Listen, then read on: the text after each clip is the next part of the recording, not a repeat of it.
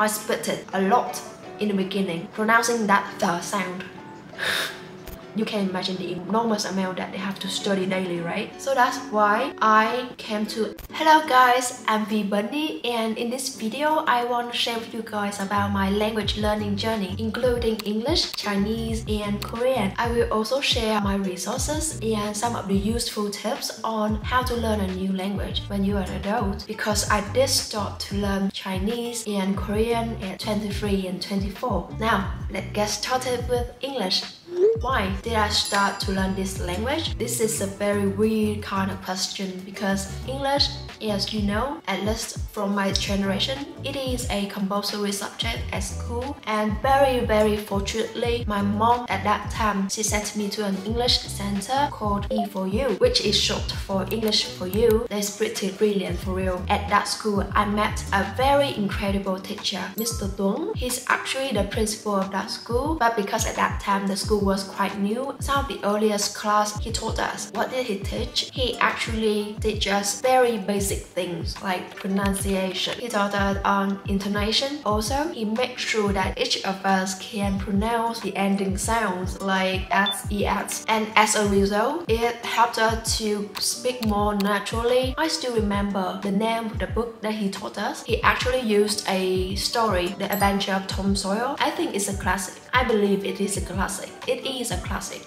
I used to search it up, I think so. He made us listen to the audio. We have to repeat after every sentence, and he would fix each of us for real. I think that we are very fortunate because as a Vietnamese, he understood what kind of specific pronunciation problems that the Vietnamese might have. Like, he could see it more clearly. So from that time, I still try my best to pronounce English correctly. So what is my thought on pronunciation when you learn a new language? I think it's pretty important.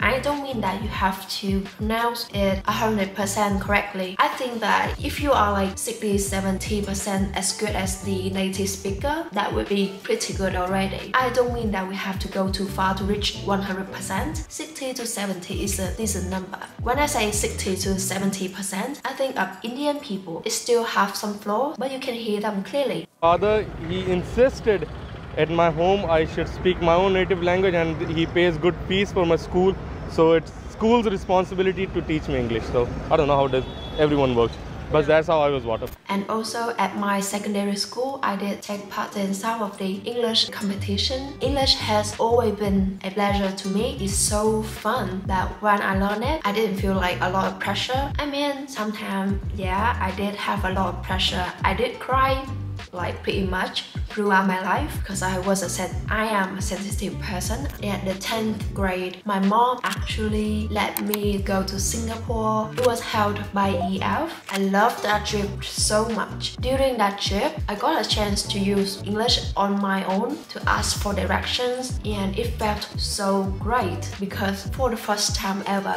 I don't know, I used it as a tool as any language should be. I actually have been using many resources to learn English, many methods also. For example, shadowing. I just opened movies and repeat after them. I did watch a lot of movies, so a lot of inputs through listening. I still remember some of my idols at that time: Taylor Swift, Cara Delevingne, who else? Emma Watson from Harry Potter. She's gorgeous. Couldn't think of anyone.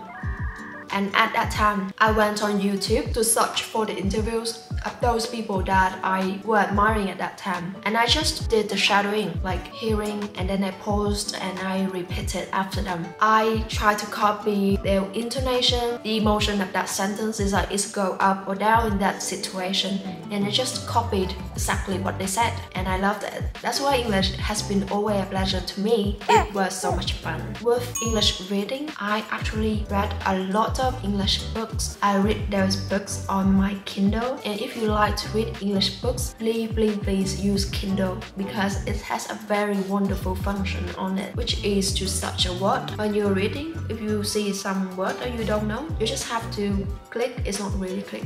You just have to touch that word and the definition that will come out like really fast. In the beginning, I used it a lot. Before that, when I read English books, paper books, I have to search it on my phone, and it somehow interrupted my reading flow, and it's not good. At university, since I had to travel a lot on bus, I went to school and went back for 30 to 45 minutes each time. I have to find some kind of entertainment, and I found podcast. It was wonderful. It helped me so much with my listening skill, and right now I can hear natural paced kind of conversation already. But I still remember at that time I had to listen very slow paced podcast. It was frustrating. Back then I listened to ESL. He would first tell a story, and after that he would tell the story again, but more slowly, and thanks to that I could hear very clearly the ending sound, the intonation. Later on I found out Look English podcast. His accent is British because he's British. I found his rambling amusing. It was like talking to a friend, even though I was not talking. I was just listening. Should we just have a whole podcast of just awkward jokes that Luke has told? Yeah. Luke's awkward jokes. I just found one which is funny. What's the difference between snowmen and snow women? Don't know. Snowballs. And if you guys want to find out more English podcasts, I actually did a video about that. I will link that video down in the description box. I really love American and British culture. I don't know. I find myself to be a very open-minded kind of person when I am in touch with English. So what is the first biggest tip on how to learn a new language as an adult?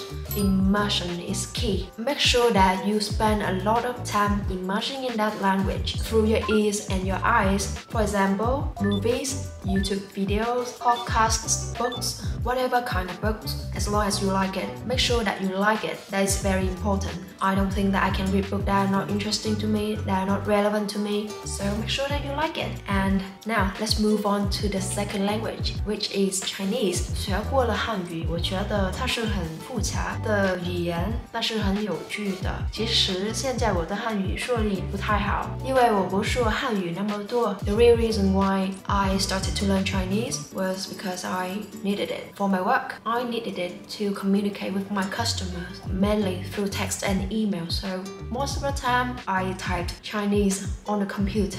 I didn't use Chinese that much in speaking. As you know or might not know, Chinese is considered one of the most difficult language in the world because of its character. I mean, if you want to pronounce a word, you have to learn that word. So that's mean like if there are 5,000 words in Chinese, you have to learn all those 5,000 words in order to speak it. Those 5,000 words are different from each other. They do not have an alphabet. Unlike Vietnamese, unlike Korean, unlike English, when you have studied enough components of the word, for example, in like Vietnamese, we study the alphabet. After that, you can look at a word, and even though you don't know the meaning of that word, you can pronounce it, right? But for Chinese, you have to study every single word. So that's why I came to Anki, Anki flashcard. If you do not know Anki, Anki is a digital learning tool. It uses spaced repetition kind of system. It is widely used towards the medical student community. And when I'm speaking about the medical student, you can imagine the enormous amount that they have to study daily, right? So in order to study that absurdly enormous amount of information, Anki is considered one of the most effective one. So during that period, I used Anki to study the words from HSK 2 up to HSK 4, and within just like 1 year, I can jump from HSK 2 up forward to HSK 4, and that were a lot of words. Yeah, Anki is a very powerful tool for your memory. It later on was a bit mentally exhausting and I stopped using it. However, it is a very effective and useful tool if you want to study a large amount of information over a short period of time. So, after learning Chinese, my second biggest tips on how to learn a new language as an adult is that if you want to use a language, like to communicate with others, you have to speak it. This is really important. I realized that speaking skill is a very different skill from the other skills. If you don't speak it with your mouth, you will never improve on your speaking. For sure, in the beginning, you will make a lot of mistakes. Just like my English, I spit it a lot in the beginning, pronouncing that the sound. Can you imagine? But later on, it will get easier and easier. I promise, and it will be really worthwhile. Okay now, so let's move on to my Korean. 안녕하세요. 저는 B입니다. 저는 한국어를 3년 동안 배웠어요. 한국어 진짜 재미있어요. 그래서 마음에 너무 들어요. 한국 문화도 너무 좋아해요. 예를 들어서 영화, TV 드라마, 넷플릭스에서 한국 영화 많이 봐요. 많이 봐요. 저는 사실 한국에 3번 갔어요. 너무 예뻐요. And actually, my overall Korean skill is lower compared to my Mandarin. I am right now at B1 level, but because I practiced my Korean once per week on italki with my Korean teacher, I improved a great deal on my speaking. And also, I used the textbook of Talk to Me in Korean. To me, TTM books are very interesting. I feel like they are not shy away from creating like new structure for every book. For example, I've got a book on how to sound like a Korean native speaker. Another one like my weekly Korean books. For every book, they have different structure, various kinds of exercise, and also their audios are very natural and not robot-like. 아, 진짜 배고프다. 우리 점심 뭐 먹을까? 나도 배고파. 진짜 뭐 먹지? 맛있는 거 먹고 싶다. Apart from studying from the textbooks, I watch a lot of Korean movies. Just like I said earlier, I actually have some Korean idols too. And to me, Korean language is like the language of the beauty. English is like the language of freedom. Chinese is like the language of sophisticating. To me, Korean has a very good alphabet system. However, their words are so difficult to remember. I don't know why. Maybe because the rhythm of the word are not very easy to remember like English. I'm not sure, maybe I haven't listened to Korean that much, so I will try to get myself to that. So here are some of my personal tips on how to learn a new language as an adult. As you know, as an adult, we have a job or many jobs, so it would be best if you can sign up for a class and go to it. If you want to study language by yourself, be aware that it will be difficult. Design the time and space at home to study it. And the next tip is to be open-minded, be curious, and don't be afraid of the mistakes. And the final tip, have fun with it, please. Thank you so much for watching. If you like this video, you can check out this video. This video is about my top 5 English podcast. Thank you so much and see you in the next video. Love you!